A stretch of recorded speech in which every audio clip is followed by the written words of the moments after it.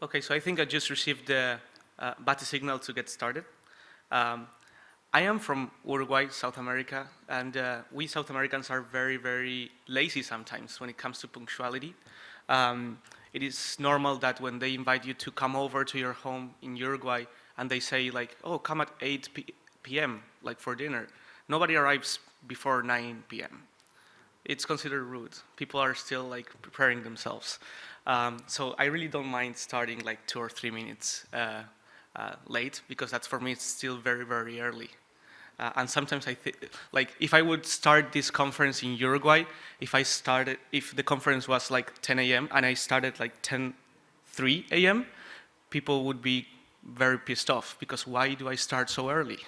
You know, people are arriving to the venue at 10 a.m. if the conference starts at 10 a.m. So the talks always starts 10:20, 10:30, and so on and so forth. So, but I know I'm not in South America anymore, so I'm gonna be as punctual as possible. And this conference is organized by English people, right? They're punctual. I believe so. So anyways, thank you so much all for being here. It is my pleasure to be here with you. My name is Tomas. I found out that my name, Tomas, written in Spanish, is the same in Czech, so it's Tomas as well. So there was one person in this conference that was participating in all of these games, in all of these challenges. He's I think, from the Czech Republic, and it's Tomas P. So people thought that I was participating in all of these challenges, but it was not me, it's another Tomas P. But it's written the same. So I think in Czech it's pronounced Tomáš or not? Yes. Oh, okay, that's what I thought. But my name is, actually in Spanish is Tomás, so the accent is in the A, Tomás, but I never correct people that call me Tomas because I'm used to it. I work with American people, and they will call me Tomas, so it's completely fine. Anyways, I'm going to be talking today about building scalable and secure apps with Flutter and Firebase. So just a quick intro about myself. Again, my name is Tomas Piaggio. My name is Spanish, my surname is Italian, so what is going on here? Anyways, so I come from Uruguay, a country in South America. I believe most of you are good at geography, so you've heard about Uruguay, you've heard about Argentina maybe, we're very, very close. These countries located in South America, Uruguay and Argentina, even though we speak Spanish, even though we have a culture that's Latin, we are flocked by Italians. So half of us have Italian surnames, half of us have Spanish surnames. So I happen to have an Italian surname. And I also, I'm half Italian, I speak the language, but I was born and raised in Uruguay, so my main language is Spanish. And then my second language is English and a little bit of Italian, and that's about it. I don't speak any Czech, so I'm very sorry about that. So I'm a Firebase GDE. I would assume most of you know about the GDE program, but if not, it's the Google Developer Experts program. And I think it was last year, end of last year, that I was invited to the program. And before that, I was already giving talks about Firebase. I've been working with Firebase for the past 5 to 6 years. I started with the good but old real-time database as a service, and then I started to add more services to my stack, and I started working with a lot of applications using Firebase authentication, Firestore, storage, cloud functions, and so on and so forth. I work at a consultancy called Very Good Ventures. For those of you that come from the Flutter world, you're probably familiar with it. We're a company that has been focusing on Flutter for the past 5 years, and recently, after the acquisition of CreateThrive, we are also adding Firebase and other technologies to our stack. And after being involved in dozens of Firebase projects, I believe it's a great technology. I believe it's a technology that has helped dozens of solopreneurs, entrepreneurs, startups, and hobbyists. But I believe that Firebase has much more to give, rather than just being a tool for startups, being a tool for entrepreneurs, being a tool for soloists or hobbyists. Because I would be interested in asking you guys, in asking the audience. You are all here because you work with Flutter and or Firebase, so I'm not going to dive into the basics of Flutter and Firebase, but I want to know the general sentiment of this audience. What do you think about Firebase? When somebody approaches you and say, oh, you work with Firebase, what is the general feeling that you get? Can somebody like just give their personal opinion? Pretty expensive. Expensive. Okay. That's a lie. That's a lie. Okay, who else wants to give some opinion about Firebase? It doesn't need to be like personal, could be something that you hear. Simplicity. Simplicity. Okay. I saw somebody raise a hand. I think it's cheap because Okay. you don't have many users, it's for free, and when you scale and you have costs, and you don't make money, then your business model is Yeah. that's the correct one. Okay, that's a good point of view. Awesome. So am I the only one that has heard, like many users, many clients, many people that have heard about Firebase? Oh, Firebase, I've heard great things about Firebase, but is it not like just for like startups? Is it not just like for projects that are just getting started? What happens with Firebase when my app scales? What happens with Firebase when my app has like hundreds of thousands of users? Will Firebase be suitable? Will Firebase be able to scale? Will Firebase be able to keep being my backend as a service without blowing up my price and my budget? So have you heard that before? Yeah, most of you have. So it is something that we hear repeatedly, like, oh, Firebase, it's a great way to validate an idea. It's a great way to build an MVP fast and cheap without worrying about the backend. But then I will need to migrate, or then I will need to do something in order to be able to scale and be able to have a robust architecture that is able to handle millions of users without blowing up the price. So my goal here is to challenge that. My goal here is to present an example, present a scenario in which maybe we will have like not only 10,000 users, but also maybe 10 million users, and Firebase could still be a valid solution for us, right?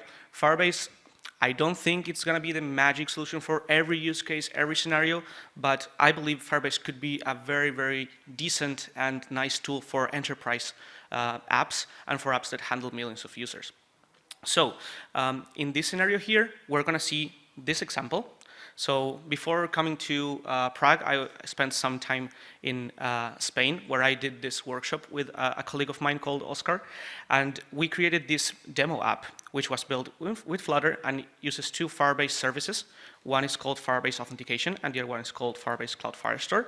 And we created this wine shop, okay? So this wine shop is the best winery in the whole Madrid. It has a lot of users. A lot of users can download this Flutter app. They can browse the list of wines that this wine shop has. And you can filter by categories. You can add wines to your wish list. It's going to be great. It's going to blow up. It's going to be the most adopted wine app in the whole of Spain. It's going to have millions of users. And we're going to take a look at different scenarios in this app that will allow us to determine whether or not Firebase could be a valid solution for this app. But before jumping straight into these scenarios and into this code base, I want to talk a little bit more about how Firebase and Flutter work together, right? So when I work with Firebase and Flutter, and I've been doing this for the past 5 to 6 years, I've seen a lot of developers saying, like, I'm scared that if I implement Firebase, things are gonna be tricky for me because I'm gonna have bills that are like $10,000 a month, $20,000, $30,000, $50,000 a month, right?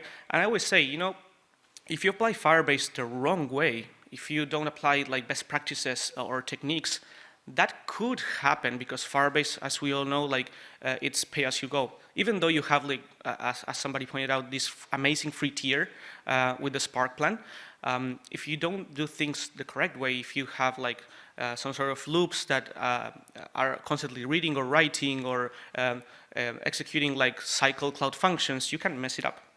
So in this workshop here, we're going to see different pricing strategies, different caching techniques, and also talking a little bit more about security rules so that we can build an app using Flutter and Firebase that's going to be very easy to scale and it's going to be very secure, right? And the reason behind is this, the $1 million question, right? Is Firebase a good option for my Flutter app? Well, the answer obviously depends on the domain, but it could be yes, regardless of how many users you have, if you apply certain techniques and best practices. And in order to answer that question, we need to go to this particular page, which is a Firebase pricing, because it all comes down to the way that Firebase charges you for their service. Again, we have this Prague plan that is no cost, and you can play around with it. It is very, very generous. So for most of you who are building apps from scratch, you're not going to pay a penny. But then we have the Place plan, which is pay as you go. Right? And in order to use some Firebase services, such as Cloud Functions, among others, we need to go to the Place plan. Right? So how does Firebase generate revenue? Based on the base plan. And how do we end up paying for the Place plan? Based on the number of times we hit the Firebase server. Right? So for example, take a service like Firestore. Firestore will only charge us based on the number of reads and writes that hit the server. Okay? The more writes and reads that hit the server, the more we are getting charged.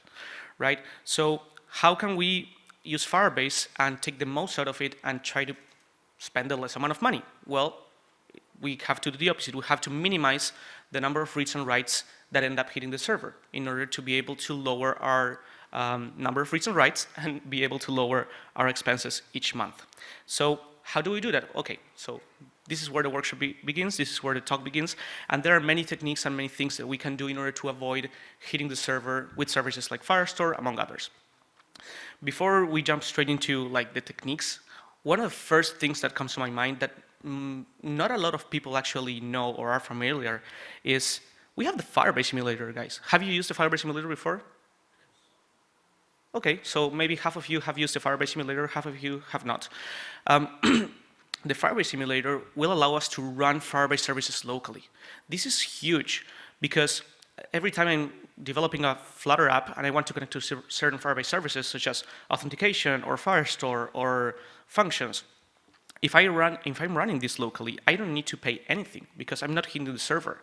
So this is great for local environments. This is great for developers that want to rapidly iterate and rapidly develop with Firebase and Flutter.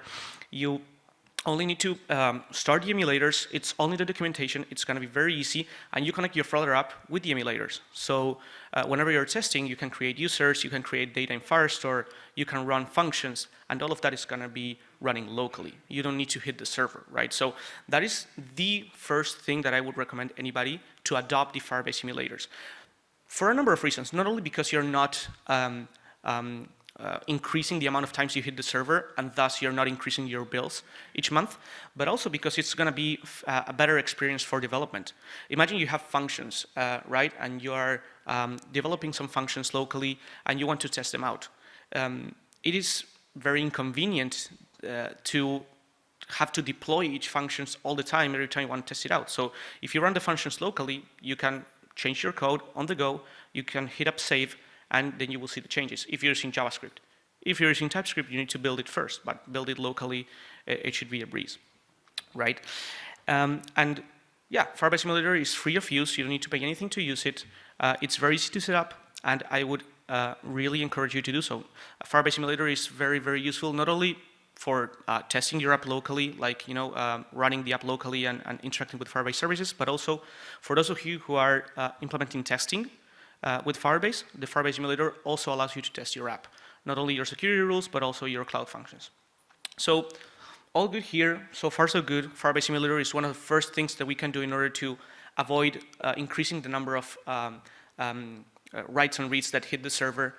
But you will tell me, okay, this is great for a local environment, but what about an app in production? Obviously, we are not going to be able to use the Firebase simulators with an app in production.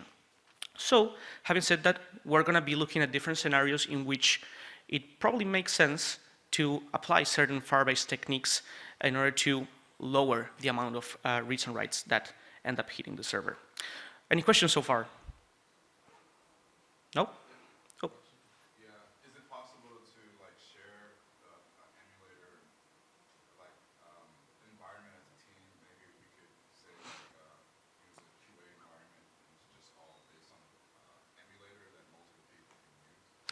All right, so that's a good question. The emulator is something that runs locally on your machine, right? So it's not like you're sharing a state of the emulator, because the emulators are, for example, when you run the authentication emulator, it's going to live on localhost on the port 9099. Or the Firestore emulator is going to be living on the localhost 8080. So it's running on your own local machine, But what you can do in order to try to share as much as possible with your teammates is using seed data, right? So when you run the emulator starts from scratch. It's empty. You have nothing in the authentication. You have nothing in Firestore, but you can import data to your emulator. So every time you turn on the emulators, if you have a file with data, you can import it, and that file could be shared among your peers. So every time anybody of you runs the emulator, you will start with the same data every time. So that could be a way of sharing certain state or certain information, and then you can export that data. And if it's in a repository, everybody's going to be able to update the data, read the data. So every time somebody runs the emulators, you can start with data from scratch. I don't know if that answers your question, but okay. Yeah. Oh, sorry.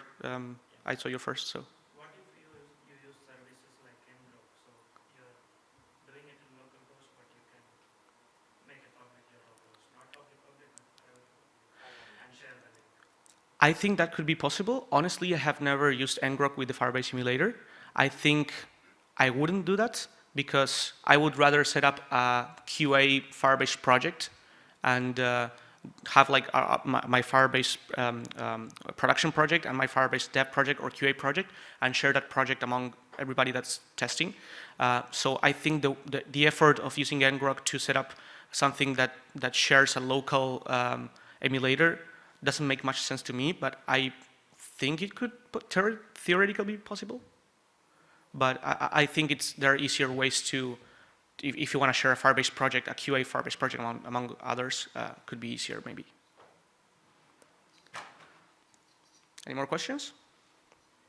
Yep. I think you can expose the part of Firebase emulator by binding it to IP of the machine. So this should work. The other thing you can do, you can expose the ports just from the Docker image, which Firebase emulator also has, and that can be shared across the QA team.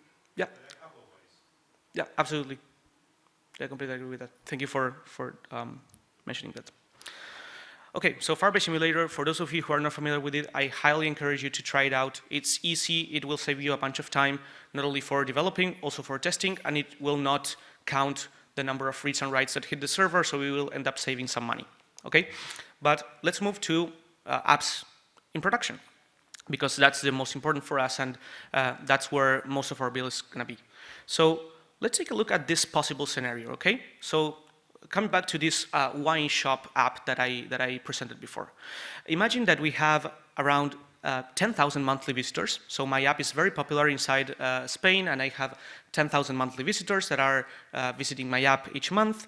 And imagine I have this local winery where I have around an app that has around 25 products per page. And my good analytics data is telling me, okay, these pages are being loaded like 3 times. So I have pages, and every user loads around three pages each time they visit the app. And we have around 5 page refreshes, right? So if we add those numbers, we have 10,000 monthly visitors. Each visitor will see 25 products per page, and each visitor will load 3 pages, and each visitor will refresh the pages around 5 times. We have 10,000 times 25, so it's around 250,000. If we multiply that by 3, we have around 750,000. And if we multiply that by 5, we have around 3,750,000 document reads. All of this is something that Mark Duckworth from the Firebase team presented in the Firebase Summit a year ago. So I'm quoting him. So this could be a possible scenario, right? This is nothing crazy. 10,000 monthly visitors, 25 products per page. We are loading 3 pages, because if we have like 3 different wine categories, for example, we have red wine, white wine, whatever. And we are doing like 5 page refresh. That could give us around 3,750,000 document reads. So before progressing and before moving on to the next slide, I want to ask you guys, the audience, what do you think about potential cost of this with Firebase? We have 3,750,000 document reads. Can anybody of you guess how much could that cost per month? $3. $3? Anybody else? Nearly nothing, because every day you are on the free tier. Nearly nothing? Any other opinions? 50 cents. 30 cents? Okay, so this is very easy to calculate because we can go to the Firebase pricing page and we can use the Firebase pricing calculator. So anybody of you should get the answer in like less than 30 seconds if you wanted to, but you don't need to do that. I have the answer in the next slide, which is, it turns out that it's not a lot. If I use the Firebase pricing calculator and I move the slide to 3,750,000 document reads, the monthly cost will be $1.38 per month. Okay, so as you can see, the Firebase pricing is very, very extremely friendly in these scenarios. But let's think larger. Let's think about, like, you know, right now I have 10,000 monthly visitors, but what if my wine shop is the best one in the whole, like, Spain, right? What if instead of 10,000 users per month, I'm gonna have 100,000? What if I have 1 million? What if I have 10 million users per month? What if the whole Spain is buying from my wine shop, right? That can happen. My wines are really nice. What if instead of like having 25 products per page and 3 pages, I have like 500 products per page and maybe 10 pages, right? So if we do the math here, we're gonna be inflating these numbers, and maybe instead of 3 million and some reads, we're gonna have like 30 million reads. Maybe we're gonna have like 300 million reads. And that really can blow up my pricing, because instead of looking at bills of $1.38 per month, we could be looking at $10,000 per month, or maybe $50,000 per month. And that is something that will make us feel like, oh, okay. And if we don't know much about Firebase, if we don't apply like best practices and different techniques, we are gonna start feeling like, okay, maybe Firebase is not for me if I have 10 million users, because I don't wanna pay $50,000 a month for Firebase services, right? So what can we do here? So let's think about this problem. Can I reduce the build document reads? And maybe we have a solution. Let's consider that in this app, in this wine app that we have, we are not changing the different wines that we sell every minute of the day, right? Maybe our wine catalog changes once a day. Maybe I will sell different wines, and I'm not going to be changing those wines every minute or every hour. Maybe my wine catalog will change only once a day, and it will be the same for every user. So maybe a solution could be refresh the catalog from the server only once a day, and every other time load from the local cache. Does anybody follow me here? Okay, so if we do that, what it means is that each user is going to be going to my Flutter app. It's going to be loading all the wines from the server, but every time we refresh the page, we're going to get the same information, but from the local cache. Why? Well, because I know that this won't change. My wines are not changing every minute or every hour. They're changing once a day, right? So we could do that. So how do we do that? Well, we have client-side caching for Flutter using Flutter and Cloud Firestore. If you go to the Flutter Fire libraries and you go to the Cloud Firestore documentation for Flutter, you will see that we have this amazing function called get data from cache Firestore, and there are other ways that we can do that. But this essentially means that we could set the source of our data to be the cache instead of the server, okay? And if we do that, we're going to be reading data from the cache instead of from the server. So what happens if we do that? The first time that we are reading the data is obviously not in the local cache, so we're going to take it from the server. But the second time, the third time, fourth, fifth time that we're refreshing these pages and we're reading the data, we're reading all of that data from the local cache, because it's not going to change, right? So if it's not going to change, I can read it from the local cache instead of getting it from the server every single time. So if I do that, what will end up happening? We're going to be decreasing the number of reads from Firestore, because we still have the same 10,000 monthly visitors, and we still have 25 products per page. We still have 3 pages that are loaded for each user, but each page refresh will only count as one, because the first page refresh is going to retrieve the data from the server, but then the second page refresh, or the third, the fourth, the fifth, is going to get the data from the local cache. So that means that I don't have to multiply the amount of times that I refresh the pages because I'm reading the data from the cache. So that means that we're going to be having around 750,000 document reads instead of the previous estimation here. So at the beginning, I was multiplying this by 5, because for each page refresh, I would retrieve the data from the server. But after looking at this client-side caching for Flutter, and after reading the data from the cache, I can do that with only one page refresh. So it's around 750,000 document reads, which is a big deal. So how do we do that in Flutter? Again, we can go to the documentation, we can see this method get data from cache from Firestore, and here I have this chunk of code that should describe a little bit what we are doing, right? So for example, here I'm having a very simple Flutter app that's using block, right? And I'm creating a function called should_load_from_server, which allows me to determine whether or not I should load the data from the server. And this is the function that I'm talking about. Here it is. Wait. Okay, here. Should load from server. So we refresh the cache once a day. So we check the last time the data was fetched, right? And we calculate the difference. So if 24 hours have passed since the last time I retrieved the data from the server, I'm going to retrieve it from the server. If not, I'm going to retrieve it from the cache. So in this function here, what we're doing is we're first initializing a variable should load from server. And I'm sorry because I think the zoom in, zoom out is not working really great. But here, what I'm going to ask is, okay, if I should load from the server, my source will be server and cache. If not, my source will be cache. Okay? And if my source is cache, those reads are not going to be hitting the server, and thus I'm going to be saving a bunch of reads that are otherwise would be hitting the server and would end up affecting my pricing. Okay, so this is the first technique that I wanted to share with you today, which is client-side caching for Flutter. For those of you who have not tried it and you have scenarios in which you know the data is not going to be constantly changing and maybe it changes once an hour or once a day or once every 1 week or once every month, you can always go and save that data to your local cache and then retrieve it from the local cache. And that will save you a bunch of Firestore reads. Okay? So before we go to the next scenario, any questions so far? Yeah. What's happened when you're using pagination? For example, I go to the first page with 25 products, then I finish. Then the next time, maybe 4 hours later, your function would say, okay, use the cache because it's smaller than 1 day. And then I hit the next page.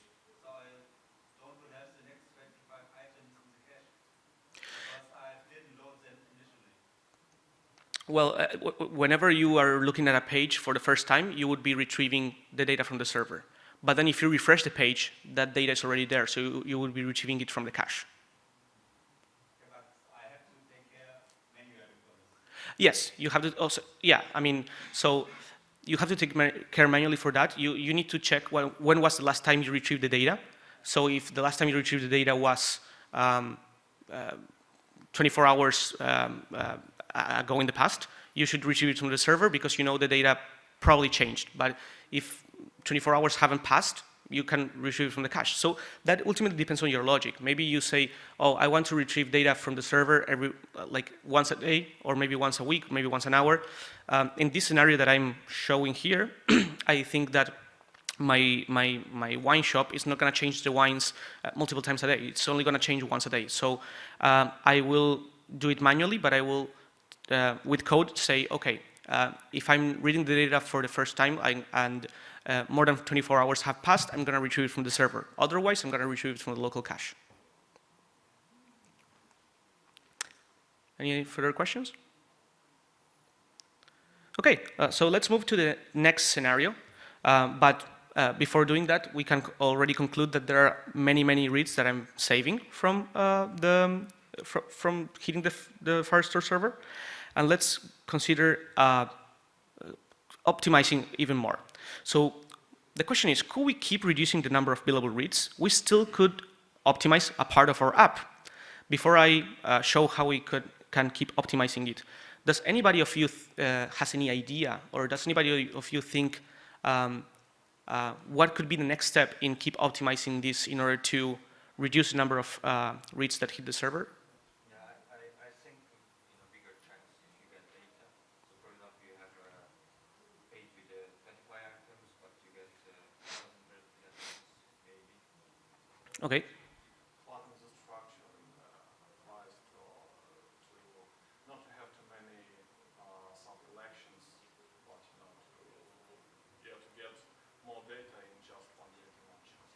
Okay? You could use storage as a helper. You can say all documents once in a storage file, and you can each on the storage file to your help. I don't think I was able to hear you. I'm so sorry. Can you? I think you can, I saw it in Berlin, you can save your documents once in a JSON file, something like a big JSON file, and you can use Firebase storage to get one download for all documents for everything.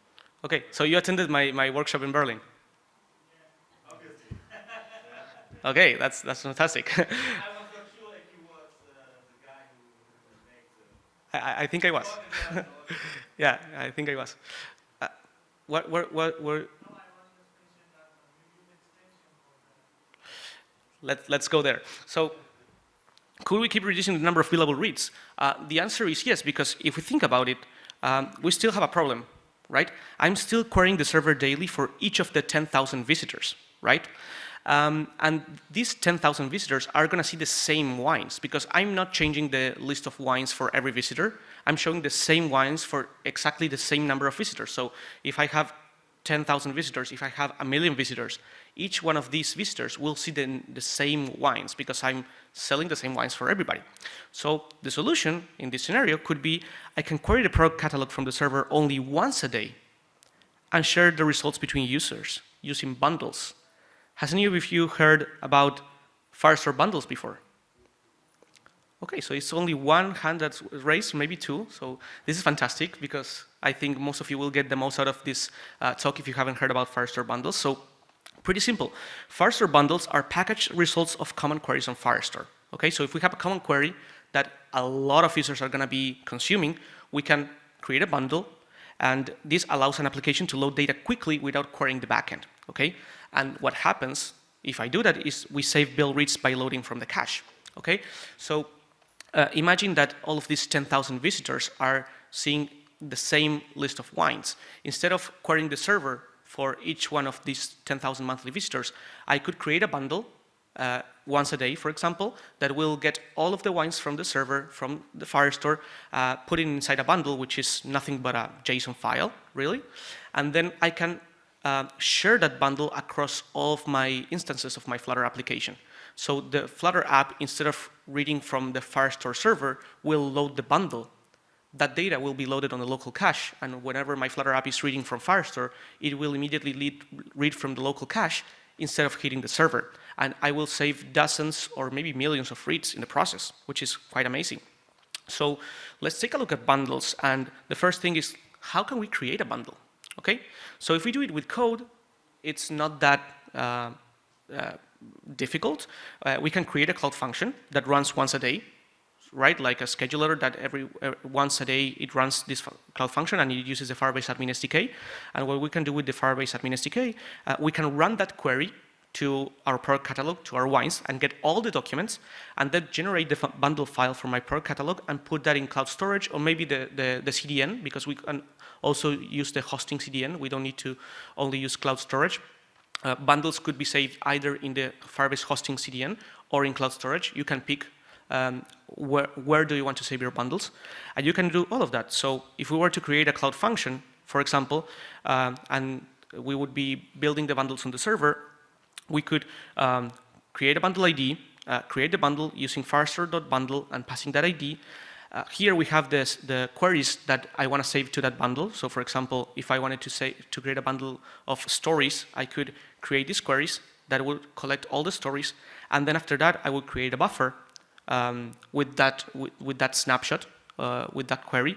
And then after this buffer, I would create a file and upload it to cloud storage, or I would create something that uploads to Firebase hosting CDN. So most of you are Flutter developers, right? And I would assume most of you don't really want to deal with this. Okay, you want to focus on your Flutter app, you want to focus on the features of your Flutter app, you still want to take the most out of Firebase, and you still want to create bundles that allow you to save dozens or hundreds of thousands of reads. But you don't want to go through all of this because it's like, I'm a Dart developer, keep me with Dart, keep me with Flutter, I understand, right? So how can we do that without a lot of effort, creating a cloud function from scratch, creating all of this code, creating the bundle ourselves? So I think one of you spoiled a little bit, but we can do it manually using the extension, okay? So we can use an extension for this. This extension is called Firestore Bundle Builder, and it simplifies the process of adding Cloud Firestore data bundles to your application. So before we jump straight into this extension and using the extension, I want to ask how many of you have used extensions before? Okay, there are some hands that have raised, so that makes me very happy actually, but most of you have not used extensions, so I think you're missing out, guys. I think you definitely need to use extensions. Extensions are very, very cool. Think about extensions as a way of extending the logic of your app without you needing to code that, right? Maybe there are companies like Firebase, like Invertase, like other companies that are creating these package solutions and allowing you to use that code with an install of a button, and then you can get access to that code. You don't need to maintain that code because that code is maintained by Firebase or by Invertase, by whoever developed that extension. I myself created a couple of extensions, for example. It's very easy to do so. And yeah, I mean, you basically get features or functionality for free. Obviously, it's not like super free because you still need to pay for the Firebase services that you're consuming. So for example, this Firestore Bundle Builder extension, you would still need to pay for the Firebase services that you're consuming. But let's use it. Okay, so how to use an extension? It's very, very easy. So the first thing that I want to do is go to the extensions.dev page. Everybody can see correctly? Do I need to do more zoom? Okay.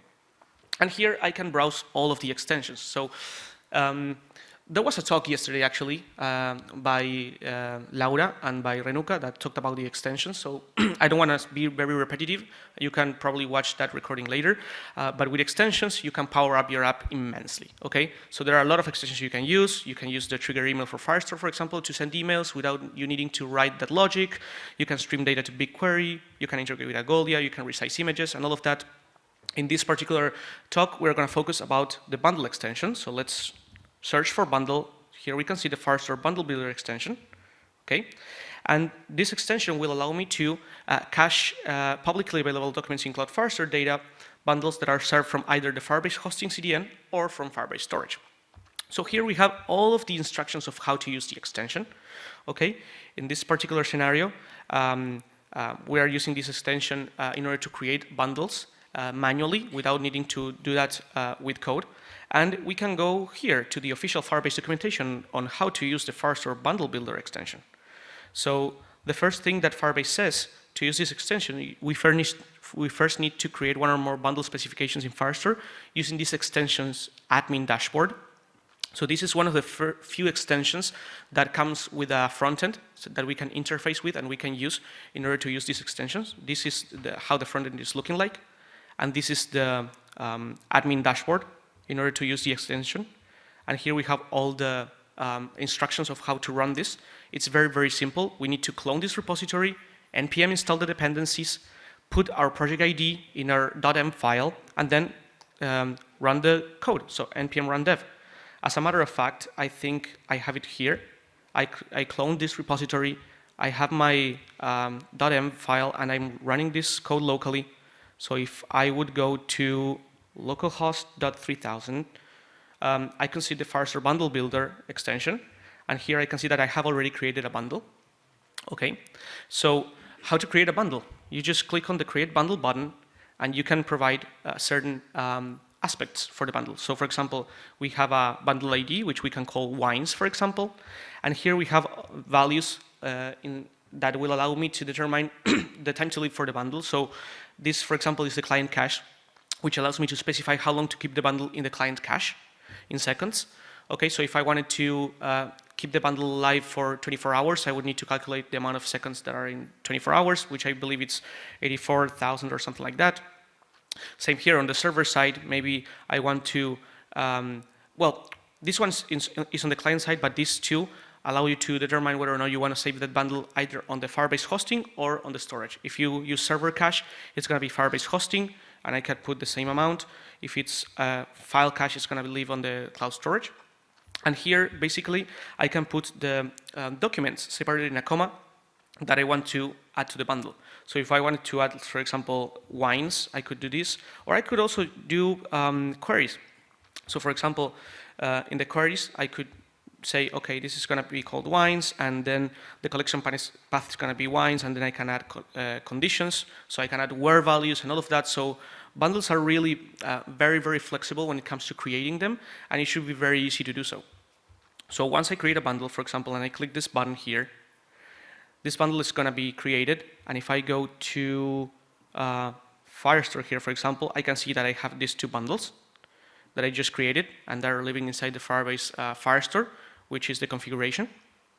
And this is the way to create bundles. So very, very easy. So once I create the bundle, using the extension, for example, which has been very, very easy, how do you think this bundle is going to affect my bill now? Because remember, I'm not querying the server for each of one of the 10,000 monthly users that I had before. I'm generating a bundle once a day, and then I'm sharing the results of that bundle with all of my users. So any ideas of how this could affect my reads? Okay, I'm going to share it with you right now. This is the way that it's going to affect my reads, because for each of the users, I don't need to hit the server. I'm going to do 30 monthly queries because I'm creating one bundle per day, and I want to share the results of that bundle with all of my users. So I'm going to do 30 monthly queries times 25 products per page times 3 pages that are loaded, and that's going to give me 2,250 document reads, which results in a 95.94% in savings in number of reads compared to the original situation that I had, which I was not using the local cache, and I was not using bundles. I was querying the server for each one of the monthly visitors and for each one of the page refreshes that I had before. So this means that I'm going to be saving almost all of my reads if I'm using bundles and if I'm using the local cache. So before I show you the code on the Flutter side on how to load a bundle, any questions so far? Yeah. Does it has limits, this bundle? Can you store unlimited queries, requests, bundle? In terms of how many queries? Yeah. So yeah, I mean, you would create one query per bundle, but you can add many work conditions, right? So if we look at the interface again, in query, well, I mean, you can add multiple queries. I have only tried it with one query, to be honest, but I think the number of bundles that you will end up generating will be equal to the amount of different queries that you have. So for example, if you have different pages and each page represents like one query, I would create maybe one bundle per page. But I don't think Firebase is describing if there's a limit in the number of queries you can add here. I haven't seen that, to be honest. So maybe that limit would be the same limit that Firestore has. I would need to like dive deeper into the documentation. But again, like in my personal opinion, I would try to keep bundles as simple. And if I have very complex reads that I want to do, maybe I would create more than one bundle. Okay, great. So now that I see that I can save a bunch of reads, let's see how to load the bundle from Flutter. So loading a bundle from Flutter is very, very, very easy. And this is the code in order to do that. Okay, so I have this function called load bundle that will parse a URL. This is the URL of my bundle. Okay, so if I go back to my browser, this is my bundle here. It's called products, and it's just a JSON file. It has nothing more than a JSON file. And in order to do that, the bundle is going to have a URL. So I can see them here. If I go to the extensions here, for example, and I click Manage Extension, and how this extension works, this will tell me, okay, this is an example of how a URL from a certain bundle could look like. So it's like this, and then you put the bundle ID, which in this case is going to be products. And here is my bundle. So when I have the URL of that bundle, I can load it using URI.parse, and then when the results are done, after I did the http.get, I can use the load bundle function from Firestore, and I can pass the bytes of that bundle, and then that will load all the data from that bundle into my local cache. So the next time that I read from Firestore, it's going to read from the local cache, and that local cache was not populated by me hitting the Firestore server from my Flutter app. It was populated by me loading a bundle from my Flutter app. So obviously, when it comes to pricing, I still need to pay to load the bundle, right? I'm loading a URL, but the pricing will be like completely different if I were to read all of these documents for every user that I have in my app. So that means that it's saving a bunch of time because if the data is in the local cache, it will be faster, and I'm saving a bunch of reads because I don't need to hit the server. So that's why in this conclusion, we can see that we have 95.94% in savings in number of reads, which is a big deal. So this was just an example to highlight, okay, maybe in this scenario, we are able to use Firebase, even though I will have like not only 10,000 users per month, but maybe if I have 1 million, I would still, with bundles, do 30 monthly queries. If I have 10 million users, I would still have 30 monthly queries in this particular scenario because I'm sharing the data throughout multiple users. So that brings me to another question, because what happens if we end up overloading our local cache? If I'm loading all of the items from a bundle to our local cache, it can slow down our application. Even though we are saving thousands of document reads, we can create problems in our application because if our local cache is overloaded, it can start to get slow. So how do we do that? Well, first, take a look at the problem. Large amounts of data in the cache can slow down the app. The solution that Firebase proposed is using client-side indexing to speed up queries against cache documents. So some of you who have used Firestore in the past, have you worked with indexes in Firestore? Okay, so some of you have worked with indexes. So really, what is client-side indexing? Client-side indexing is just bringing indexing to the Firestore client SDK. So indexing has always been on the server, right? When we think about indexes, we think about enabling very efficient queries on the server side. So we create our indexes in Firestore, but now with client-side indexing, we can bring those indexes to the client, and we can apply those indexes there so that we can create very efficient queries on the client side. If we go to the documentation, which I put the link here, it's in preview for Flutter, but we can implement client-side indexing on the client side so that we can enable very efficient queries to our data that has been loaded maybe with a bundle. So client-side indexing on the Flutter app, first we have the index. Here's an example of an index that was created in Firestore, which targets to the products collection. And here we have examples of how to configure indexing for our local query execution, right? So we can use the setIndex configuration method, or we can use the setIndex configuration from JSON, because we can paste this JSON and we can put it here. And yeah, that will create an index on the client side, and that will allow us to have very efficient queries on the client side without our app being overloaded in the local cache, and making it not only way faster, but also saving thousands and thousands of reads in the process. So it's very, very helpful. Any questions so far? Yeah. Can we encrypt the bundles? Encrypt the bundles in what way precisely? That JSON is secured, so nobody else can view the JSON, the content of the file. Only you. That's a very good question. I don't know. I don't know if we can. I don't know if this can be encrypted or not. And I don't think we have security rules in order to read this data from these bundles. So we would need to double check with the Firebase team that. But that's a very good question actually, because yeah, this URL is public, right? So anybody can access that, and we don't want that. So maybe there's a way we can encrypt this. Maybe the content, or maybe the URL, or something like that, so we can keep it more private. But yeah, I didn't think about that before. So thank you. Sorry, I think when you can just use on storage, Firestore rules, user IDs or something like this. Yes, if you use the cloud storage, yeah. But if you use the CDN, I don't know. This is using the CDN of Firebase hosting. But if you use cloud storage, then you can configure security rules for cloud storage. That's correct. What about app checks? Well, I don't know if AppCheck is working for bundles. I know that AppCheck is working for Firebase authentication and Firestore, and I think Cloud Functions as well. But for bundles, I don't know if I don't think it's working for bundle. I haven't seen it before, to be honest. Yeah. So it's nice to see that JSON is human readable, but actually we don't really care because they are using it in app. Yeah. So besides, is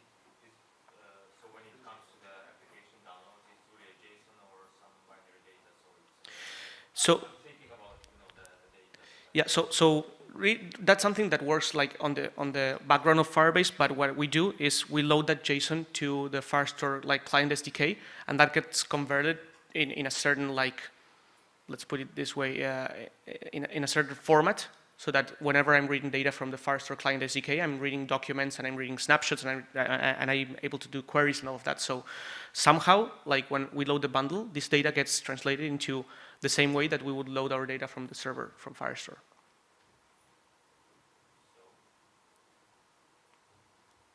I don't know if I answered your question or not. Maybe not.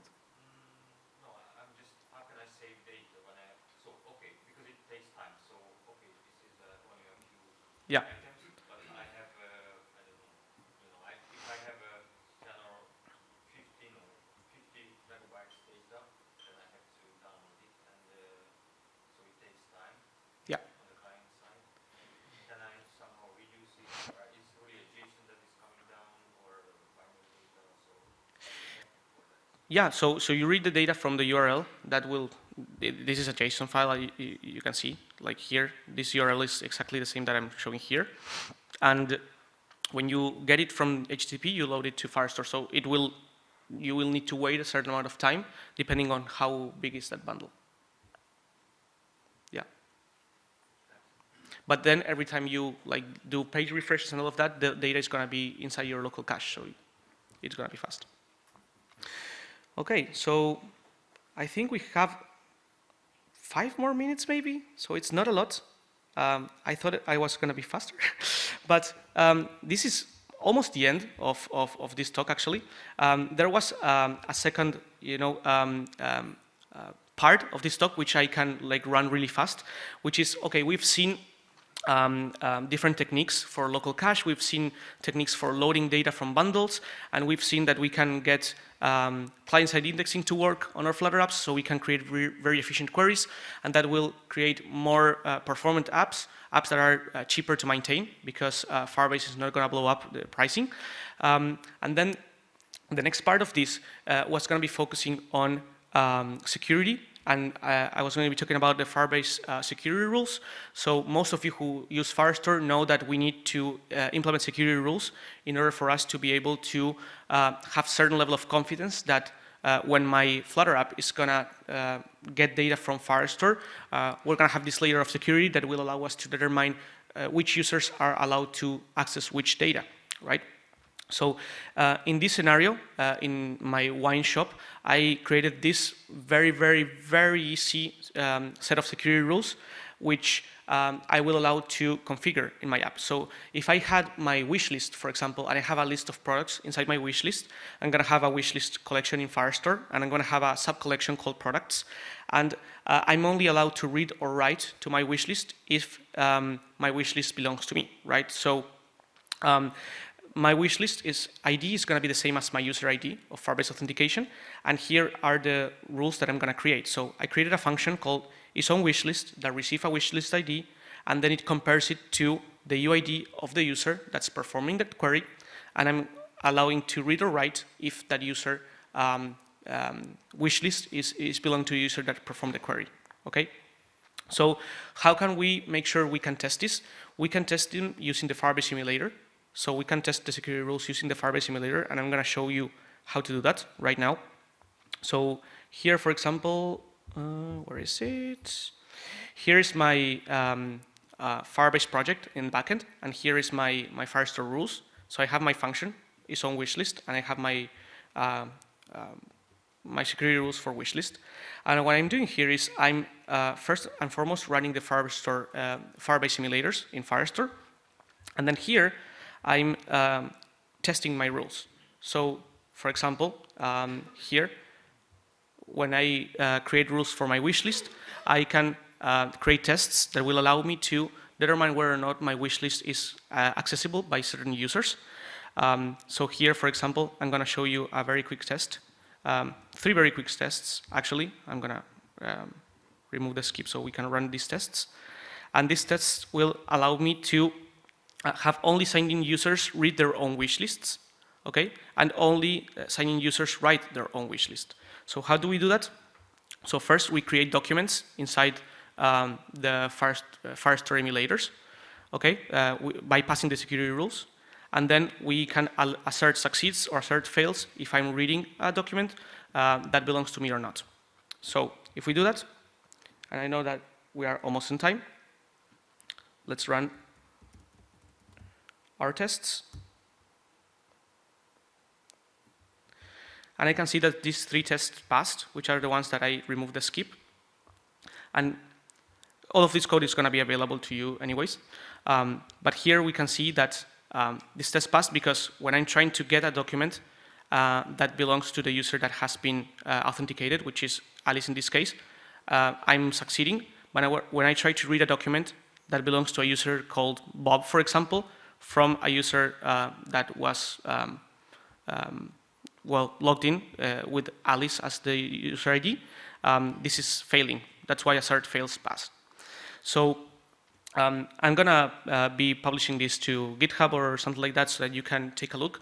But using the Firebase emulator and using the Firebase rules testing package, which is right here, we can make sure to test our security rules, and we can not only load data to the local cache in Firestore and load data through bundles, but we can also test that the security rules applied to this data are working without hitting the server and using the emulator, so that it will save us a bunch of time and a bunch of reads and writes to the Firestore server. So I'm sorry that I rushed a little bit in these 5 last minutes when it comes to security. I didn't realize that the bundles part and the loading from the cache part took the majority of the time.